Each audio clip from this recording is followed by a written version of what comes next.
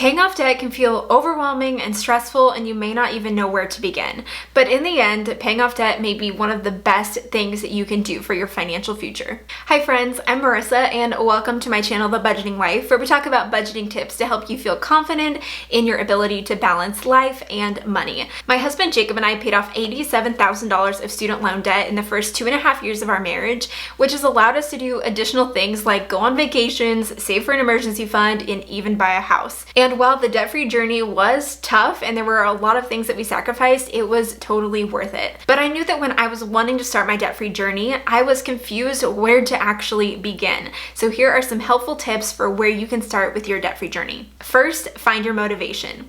This is your why, the reason why you actually want to get out of debt. For my husband Jacob and I, we got married when we were young, right out of college, and we had a ton of student loans. And we knew when we were getting married that we wanted to be able to buy a house one day, we wanted to be able to have a family, and we knew that we wouldn't be able to do all of those things if we also still had $87,000 of student loans hanging over our head. And so that was always our why and our reason that was motivating us to pay off our debt as soon as possible. So maybe your motivation is that you want to go on a trip around the world, or you want to buy a house. Whatever that motivation may be, really think about that and maybe even print off a picture of what that represents and put it up on your fridge.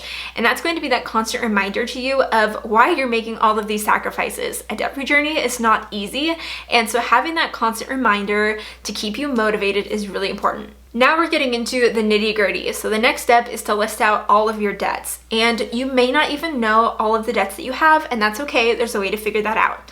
You can pull your credit report with one of the 3 bureaus, which is Transnational, Experian, and Equifax. And you can pull a credit report with all 3 of these companies once a year for free. So pulling your credit report is going to have listed all of the debts that you owe. And so you can see who you owe and how much you owe. So if you aren't sure all of the debts that you may have, definitely pull your credit report and take a look. Then take all of those debts and write them down. Have them in a clear picture, whether that's on paper or in Excel or a debt management app, whatever that may be. Write them all down so that you know how much debt you have outstanding, what that monthly minimum payment is, the interest rate of that loan, and where it's coming from. Now the next step is to choose either the debt avalanche or the debt snowball. So the debt avalanche has you list your debts from highest to lowest interest rate, and you pay them off in that order. This is a great method for those who are motivated by numbers because you're technically going to pay less in interest over the longevity of your debt-free journey. Or you can choose the debt snowball, which has you list your debts smallest to largest balance. And this is the method that Dave Ramsey encourages his audience to use. And by doing this, it kind of builds that psychological motivation because you're paying off that smallest debt first and you get that quick win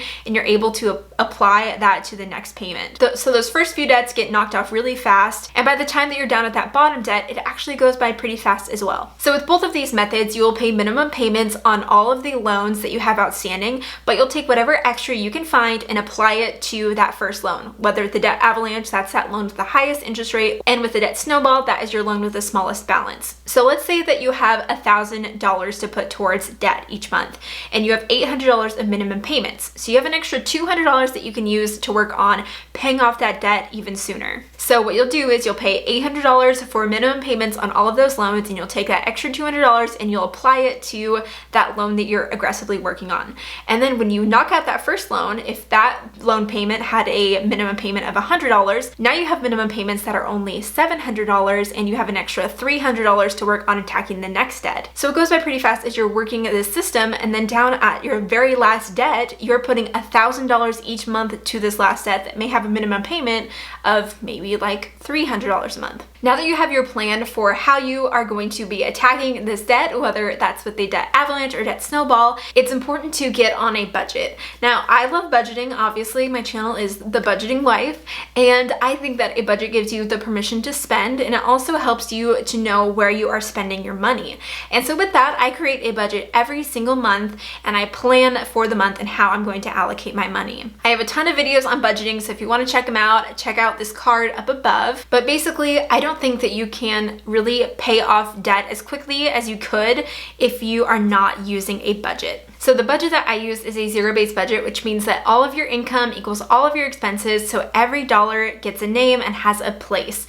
And so I take all the income that I plan to receive that month and I allocate it out. I have, we have rent, we have utilities, we have food, gas, all of these things, all these different expenses, and then I'm able to see how much I can really put towards my financial goal. And when we were paying off debt, it was how much can we really put this month towards our debt payments. So having a budget and understanding where your money is going is so important. Another very important part of budgeting is checking in with your budget. And this is something that I do once a week. Every Sunday, I will sit down and just pull up my bank statement, see what transactions I had, and put them into my budget. So I'm keeping updated to see how my budget is going through the month and seeing if I need to make some mid-month budget adjustments. This process only takes me like 20 minutes every Sunday evening, and so it doesn't take that much time, and it really helps me to feel like I know what I'm doing with my money. So having a budget is so important when you are paying off debt. And then the next step is to find ways to either cut expenses or increase income.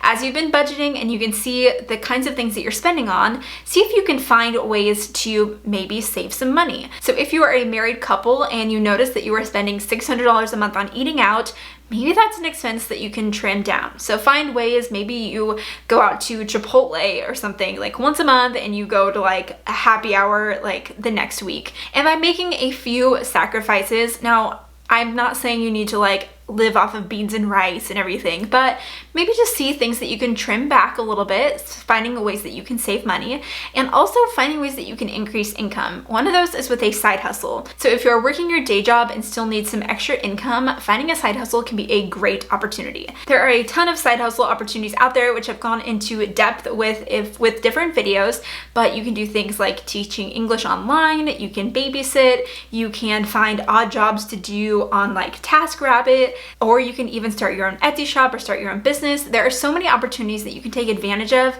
to create a side hustle. This is something that Jacob and I did when we were on our debt-free journey, and something that I'm so grateful for. I started my business here on YouTube, and while this was very small earnings for our debt-free journey, it actually has become something that I love and now brings in like a legit part-time income. And during this time, Jacob also found random odds and ends jobs that he could do on TaskRabbit for like handyman type of work. And so having these extra jobs and extra income, it allowed us to put even more towards our debt and pay it off quickly. We also did make some serious sacrifices and cut some expenses on our debt-free journey, and something that I again go into detail with in different videos.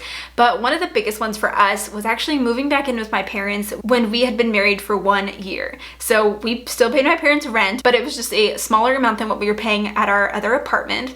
And that really allowed us to be able to become debt-free so much faster. And we lived there with them for about a year. So it was a sacrifice on our part and also for my parents, but it was really helpful in our debt-free journey. If you are starting your debt-free journey, I am so excited for you, and the work that you are putting in now is going to be so impactful for the rest of your financial future. If you want to check out more videos on paying off debt, I have a playlist here, and also don't forget to subscribe to my channel so you don't miss when I post a new video, and I will see you guys in those next videos.